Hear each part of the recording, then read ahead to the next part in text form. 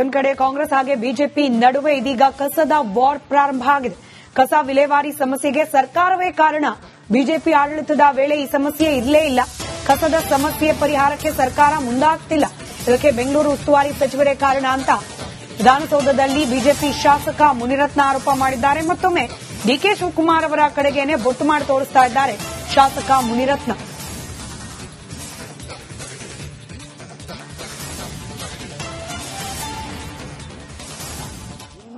ನೋಡಿ, ಕಸದ ಬಗ್ಗೆ ಶಾಶ್ವತವಾಗಿ ಪರಿಹಾರ ಮಾಡೋಂಥದಕ್ಕೆ ಕೈ ಆಗ್ತಾ ಇಲ್ಲ.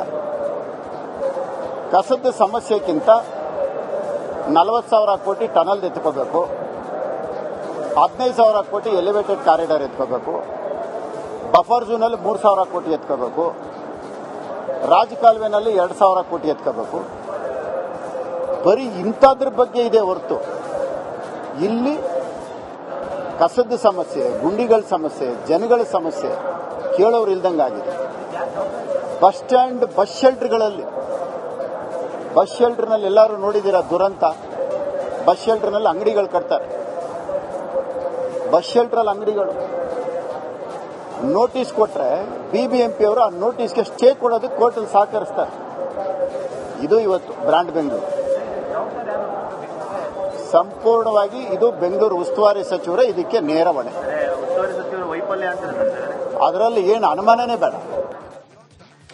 ಬೆಂಗಳೂರು ಮಂದಿಗೆ ಮತ್ತೊಂದು ತೆರಿಗೆಯ ಹೊರೆ ಬೀಳೋ ಸಾಧ್ಯತೆ ಕಂಡು ಬರ್ತಾ ಇದೆ.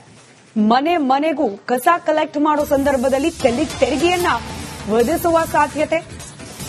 ಕಸದ ಮೇಲೆ ತೆರಿಗೆಗೆ ಕಾಂಗ್ರೆಸ್ ಸರ್ಕಾರ ತಯಾರಿಯನ್ನು ನಡೆಸ್ತಾ ಇದೆ. ಮನೆ ಮನೆ ಕಸ ಸಂಗ್ರಹಕ್ಕೂ ಕೂಡ ಇನ್ಮುಂದೆ ತೆರಿಗೆ ವಿಧಿಸುವ ಬಗ್ಗೆ ಚಿಂತನೆ. ಪ್ರತಿ ತಿಂಗಳು ಕಸ ವಿಲೇವಾರಿ ವೆಚ್ಚ ಅಂತ ಹೇಳಿ ಹಣವನ್ನ ಲೂಟಿ ಮಾಡಲಾಗ್ತಾ ಇದೆ. ನಗರಾಭಿವೃದ್ಧಿ ಇಲಾಖೆಗೆ BSWMLನಿಂದ ಈ ಬಗ್ಗೆ ಪ್ರಸ್ತಾವನೆ ಹೋಗಿದೆ. ಕಟ್ಟಡದ ವಿಸ್ತೀರ್ಣವನ್ನ ಆಧಾರವಾಗಿಟ್ಕೊಂಡು ಎಷ್ಟು ತೆರಿಗೆಯನ್ನ ವಿಧಿಸಬೇಕು ಅನ್ನೋದನ್ನ ನಿಗದಿ ಮಾಡಲಿಕ್ಕೆ ಚಿಂತನೆ ನಡೆಸಲಾಗ್ತಾ ಇದೆ.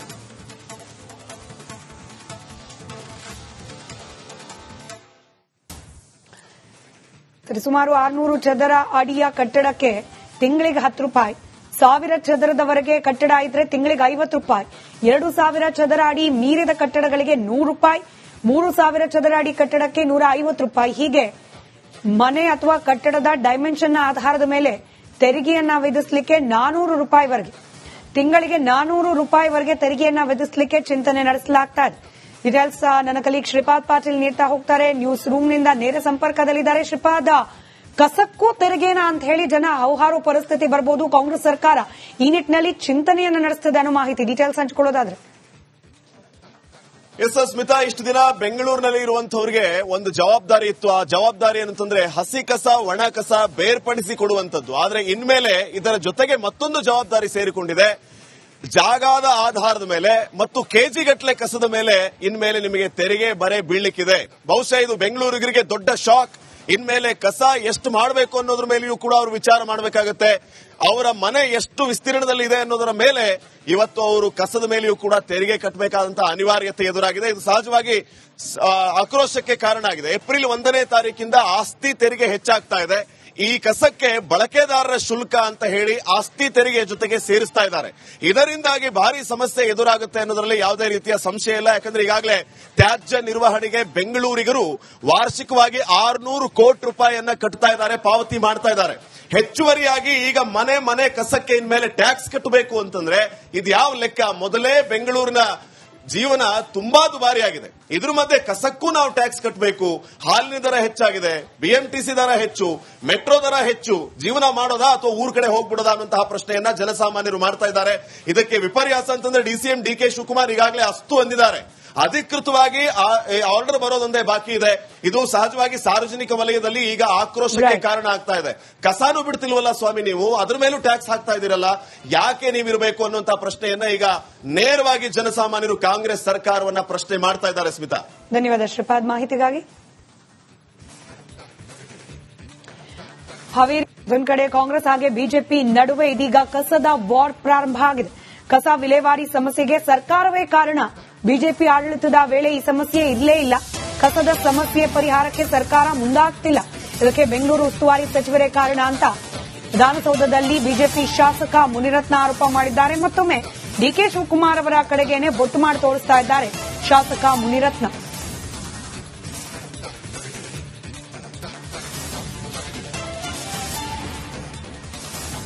ಇಲ್ಲಿ ನೋಡಿ, ಕಸದ ಬಗ್ಗೆ ಶಾಶ್ವತವಾಗಿ ಪರಿಹಾರ ಮಾಡೋಂಥದ್ದಕ್ಕೆ ಕೈ ಆಗ್ತಾ ಇಲ್ಲ.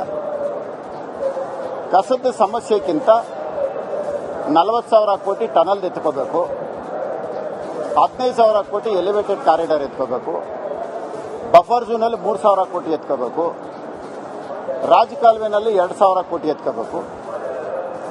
ಬರೀ ಇಂಥದ್ರ ಬಗ್ಗೆ ಇದೆ ಹೊರತು ಇಲ್ಲಿ ಕಸದ ಸಮಸ್ಯೆ, ಗುಂಡಿಗಳ ಸಮಸ್ಯೆ, ಜನಗಳ ಸಮಸ್ಯೆ ಕೇಳೋರು ಇಲ್ದಂಗಾಗಿದೆ. ಬಸ್ ಸ್ಟ್ಯಾಂಡ್, ಬಸ್ ಶೆಲ್ಟರ್ಗಳಲ್ಲಿ, ಬಸ್ ಶೆಲ್ಟರ್ನಲ್ಲಿ ಎಲ್ಲರೂ ನೋಡಿದ್ದೀರಾ ದುರಂತ. ಬಸ್ ಶೆಲ್ಟರ್ನಲ್ಲಿ ಅಂಗಡಿಗಳು ಕಟ್ತಾರೆ, ಬಸ್ ಶೆಲ್ಟರಲ್ಲಿ ಅಂಗಡಿಗಳು. ನೋಟಿಸ್ ಕೊಟ್ರೆ BBMP ಅವರು ಆ ನೋಟಿಸ್ಗೆ ಸ್ಟೇ ಕೊಡೋದಕ್ಕೆ ಕೋರ್ಟಲ್ಲಿ ಸಹಕರಿಸ್ತಾರೆ. ಇದು ಇವತ್ತು ಬ್ರ್ಯಾಂಡ್ ಬೆಂಗಳೂರು.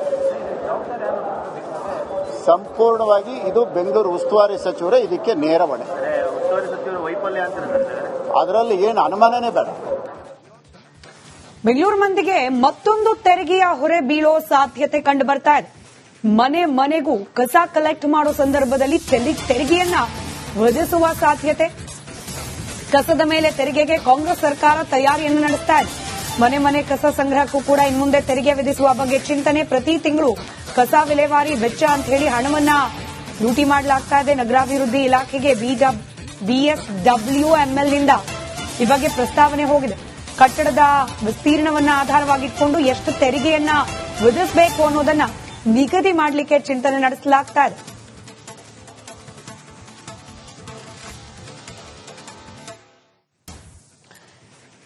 ಸುಮಾರು 600 ಚದರ ಅಡಿಯ ಕಟ್ಟಡಕ್ಕೆ ತಿಂಗಳಿಗೆ 10 ರೂಪಾಯಿ, 1000 ಚದರದವರೆಗೆ ಕಟ್ಟಡ ಇದ್ರೆ ತಿಂಗಳಿಗೆ 50 ರೂಪಾಯಿ, 2000 ಚದರ ಅಡಿ ಮೀರಿದ ಕಟ್ಟಡಗಳಿಗೆ 100 ರೂಪಾಯಿ, 3000 ಚದರ ಅಡಿ ಕಟ್ಟಡಕ್ಕೆ 150 ರೂಪಾಯಿ. ಹೀಗೆ ಮನೆ ಅಥವಾ ಕಟ್ಟಡದ ಡೈಮೆನ್ಷನ್ ಆಧಾರದ ಮೇಲೆ ತೆರಿಗೆಯನ್ನ ವಿಧಿಸಲಿಕ್ಕೆ 400 ರೂಪಾಯಿವರೆಗೆ, ತಿಂಗಳಿಗೆ 400 ರೂಪಾಯಿವರೆಗೆ ತೆರಿಗೆಯನ್ನ ವಿಧಿಸಲಿಕ್ಕೆ ಚಿಂತನೆ ನಡೆಸಲಾಗ್ತಾ ಇದೆ.